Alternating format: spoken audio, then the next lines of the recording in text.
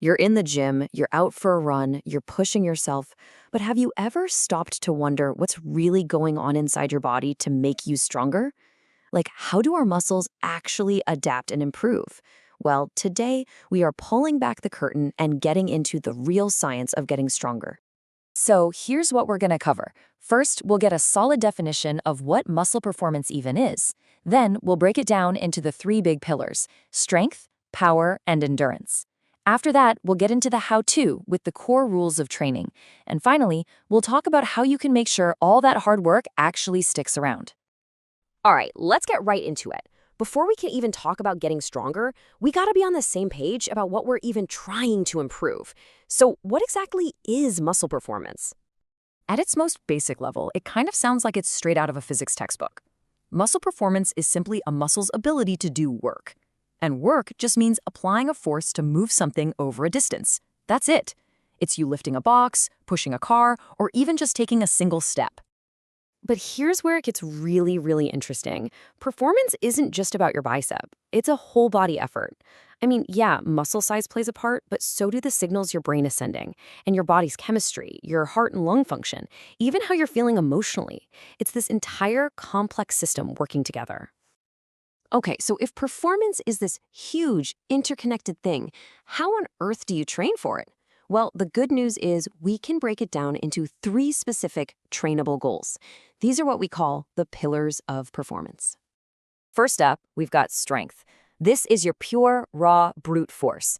Think of it as the absolute maximum wallop your muscles can deliver in one single, all-out shot.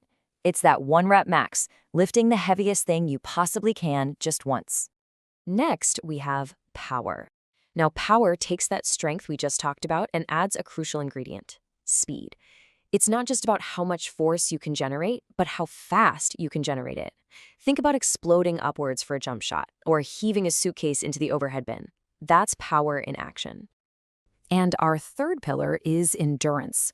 This is all about your staying power. It's the ability to keep going, to contract your muscles over and over and over again without getting totally wiped out. It's what gets you through that last mile of a run or helps you carry all the groceries from the car in one trip. And this table really lays it out perfectly. The way you train for these goals is completely different.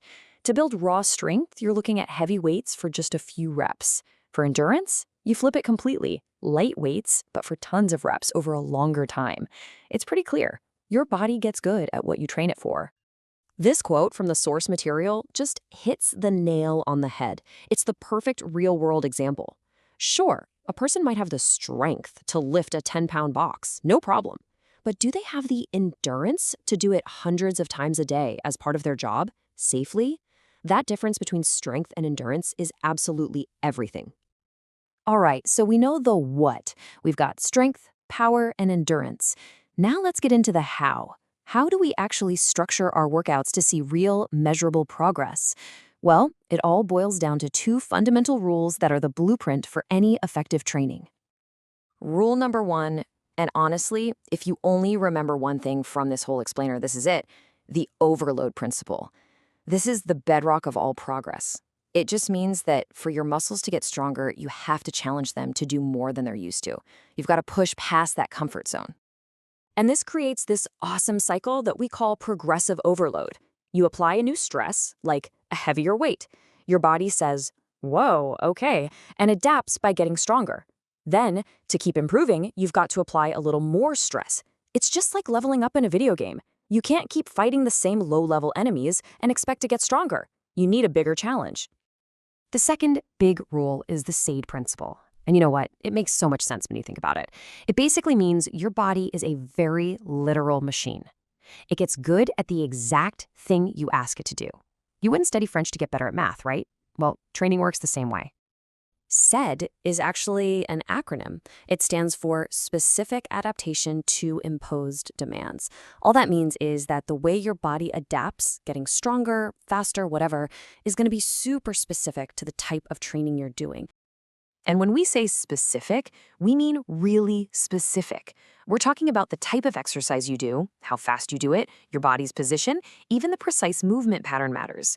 If your goal is to get better at throwing a baseball, well, you need to practice throwing a baseball. It's really that straightforward.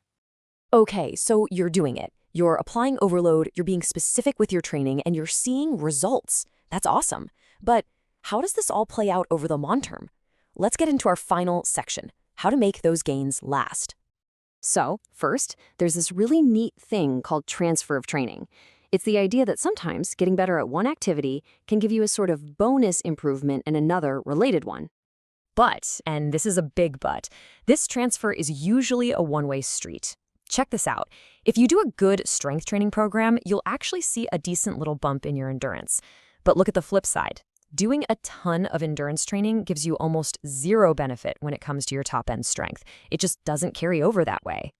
And this leads us to probably the most crucial long-term idea, even if it's a little tough to hear, the reversibility principle. You've heard the phrase a million times. Use it or lose it. Well, it's absolutely true. The gains you make aren't permanent. If you stop challenging your body, it will adapt back. And this timeline shows you just how fast that happens. We're not talking months here. Detraining, the process of losing your fitness, can start in as little as 1 to 2 weeks after you stop training. This is exactly why consistency is king. The real goal isn't just to get fit, it's to find a way to stay fit. So let's wrap this all up. What are the big takeaways? 1. Muscle performance is way more complex than just muscle. 2. You've got to train specifically for your goal, whether it's strength, power, or endurance. 3. All progress comes from applying those 2 magic rules, overload and specificity. And 4, maybe most important of all, none of it matters without consistency. Because at the end of the day, your body is an incredible adaptation machine. It's constantly listening to the signals you send it and changing accordingly. It never stops. So, I'll leave you with this question to think about. What are you asking your body to adapt to today?